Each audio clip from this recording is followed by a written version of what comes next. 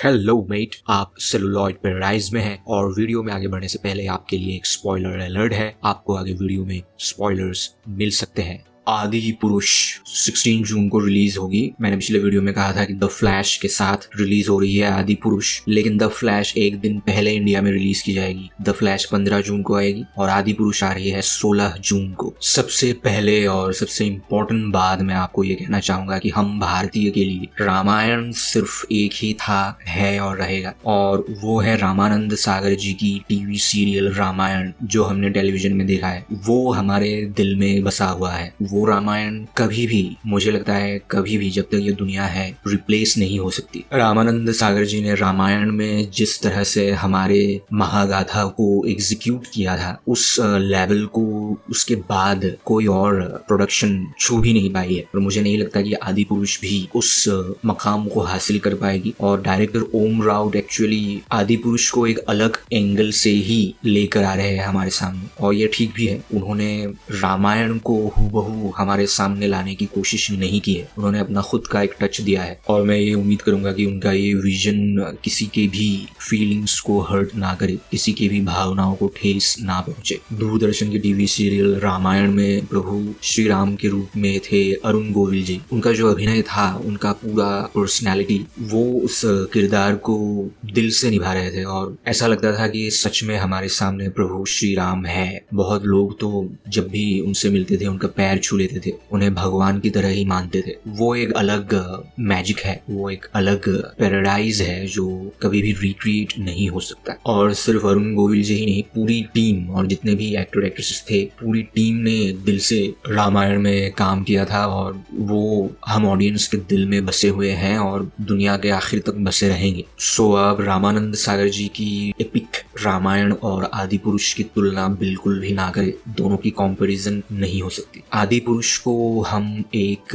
Action adventure drama के रूप में सोच सकते हैं। डायरेक्टर इसे एक काल्पनिक फिक्शनल एक्शन एडवेंचर मूवी के रूप में लाना चाह रहे हैं। बाहुबली की तरह एक एक्शन एडवेंचर ड्रामा मूवी है, लेकिन ये बाहुबली की भी लेवल को छू पाती है या नहीं, ये भी देखना होगा। बाहुबली भी एक लार्जर देन लाइफ मूवी है, दोनों पार्ट्स उनके, और लार्जर देन लाइफ फील फिलहाल भारत में सिर्फ एसएस राजामौली जी ही कर पा रहे हैं। पहले अपने दिमाग में सोचना पड़ता है, इमेजिन करना पड़ता है, पूरी दुनिया क्रिएट करनी पड़ती है अपने दिमाग में, अपने सोच में, ख्याल में, फिर उसको मूवी के रूप में आप ला सकते हैं। सो ओम राउत जी ने कोशिश की है, देखते हैं वो कितना सोच पाए हैं। अब उन्होंने एक ही मूवी में इतनी विशाल रामायण जो महाकाव्य है उसको सिमट देने की कोशिश की है। 2 घंटे और 54 मिनट ड्यूरेशन दिखा रहा है फिलहाल, लगभग 3 घंटा। एक ही पार्ट में इतनी बड़ी कहानी को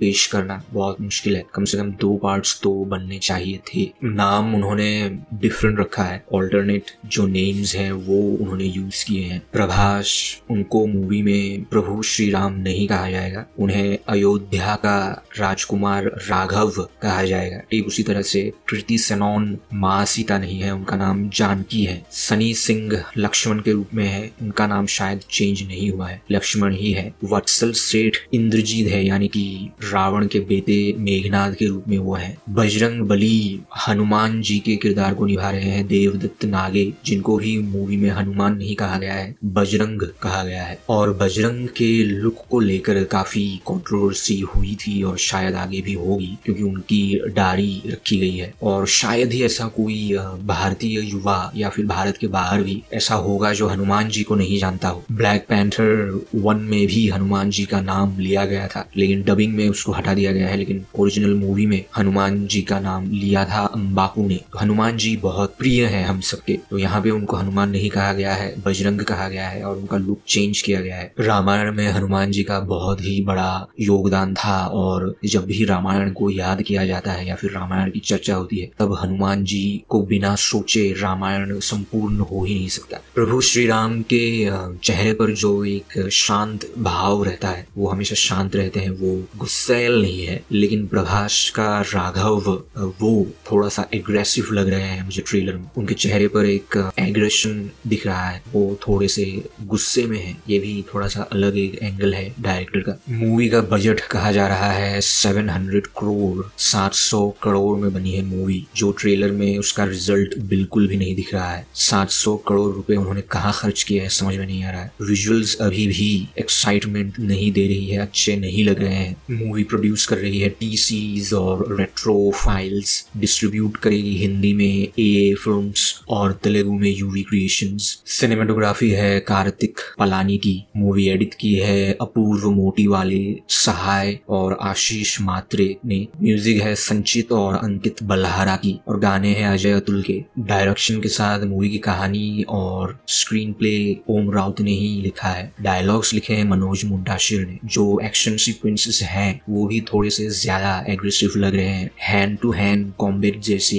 एक्शन सीक्वेंस भी है। ये कितना कन्विंसिंग होता है हमारे लिए देखने के बाद ही हम कह पाएंगे। पूरे ट्रेलर में मुझे सबसे अच्छा लगा एकदम आखिर का पार्ट, जिसमें सैफ अली खान का डायलॉग है। सैफ अली खान बने हैं राक्षस राज लंकेश। उनको रावण नहीं कहा गया है, रावण की जगह उन्हें लंकेश कहा जाएगा मूवी में, जो राक्षस राज है। और उनका लुक, उनके एक्सप्रेशंस काफी क्रीपी है। डिस्गाइज में अपीयर होते हैं और जानकी से भिक्षा मांगते हैं और एकदम आखिर में वो दिखे हैं, लेकिन पूरी तरह से नहीं दिखाया गया है उन्हें। सैफ अली खान को डायरेक्टर छुपा कर रखना चाह रहे हैं। सैफ अली खान निगेटिव रोल में काफी दमदार परफॉर्मेंस पहले दे चुके हैं। काफी सालों पहले ओमकारा में लंगड़ा त्यागी और रिसेंटली तानाजी में उदयभान सिंह, ये 2 निगेटिव रोल्स उन्होंने काफी बेहतरीन अंदाज से प्ले किया है और अब वो बने हैं लंकेश। सो ओवरऑल मूवी के लिए मिक्स्ड फीलिंग्स है और मैं उम्मीद करूंगा और रिक्वेस्ट करूंगा सभी से कि कंट्रोवर्सी ना हो और कंट्रोवर्सी से हम ना जुड़े। अगर कंट्रोवर्शियल कुछ दिखाया जाए तो हमें मूवी को अवॉइड ही करना पड़ेगा। मैं मिलता हूँ आपसे अगले वीडियो में, तब तक आप अपना बिल्कुल ख्याल रखिए। Have a great time. Thank you so much.